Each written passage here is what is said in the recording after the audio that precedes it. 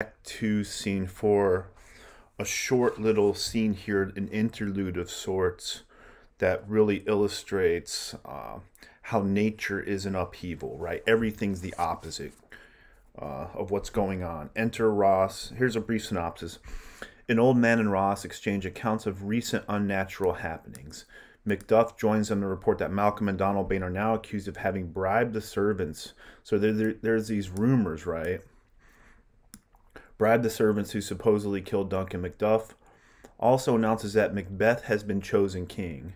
Because of this suspicion, Malcolm and Donald Bain fleeing cast suspicion on them, but they were getting the hell out of town. Macduff also announces that Macbeth has been chosen king. Ross leaves for Scone and Macbeth's coronation, but Macduff resolves to stay at his own castle at Fife to see what's going on. Enter Ross with Old Man. 70 I could remember well, within the volume of which time I have seen hours dreadful and things strange. But this sore night hath trifled former knowings. Things have never been as bad. There's as much upheaval now. Nature is an upheaval. Things are bad, worse than I can ever remember. This old man. Ah, good father, thou seest the heavens as troubled with man's act, threatens his bloody stage. By the clock 'tis day, and yet dark night strangles the travelling lamp, the sun. That the travelling lamp's the sun. Is it night's predominance? The predominance here, astrological supremacy. This is astrological supremacy, or the day's shame that darkness does the face of earth entomb, when living light should kiss it. The old man. 'Tis unnatural. It's unnatural times. Even like the deed that's done. On Tuesday last, a falcon towering in her pride of place, soaring at her summit, was by a mousing owl hawked at and killed. So a falcon was killed, right? By a normally mouse-eating hawk. So nature's in upheaval. The things are out of order.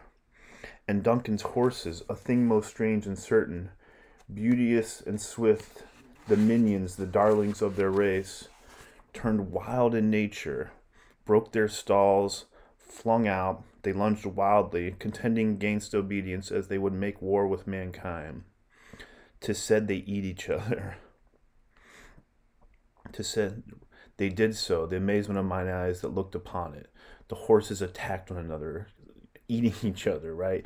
Things are in upheaval. This is really showing the tumult of the time and land and how everything is topsy-turvy.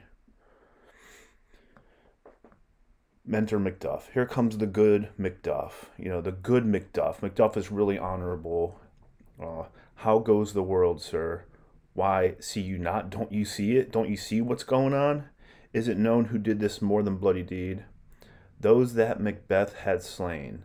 The guards, right? Alas the day, what good could they pretend? What could they hope for? They were suborned, they were bribed. Malcolm and Donald Bain, the king's two sons, are stolen away and fled, which puts upon them suspicion of the deed. Because Malcolm and Donald Bain fled, they're suspicious, right? Against nature still. Thriftless ambition that will raven up, so wasteful ambition that will greedily devour thine own life's means, then 'tis most like the sovereignty will fall upon Macbeth. They'll King Macbeth here, right? He is already named. He's already an elected king and gone to Scone to be invested, to be installed as king. Where is Duncan's body? Carried to Comskill, the sacred storehouse of his predecessors and guardian of their bones. Will you to Scone? No, cousin, I'll to Fife.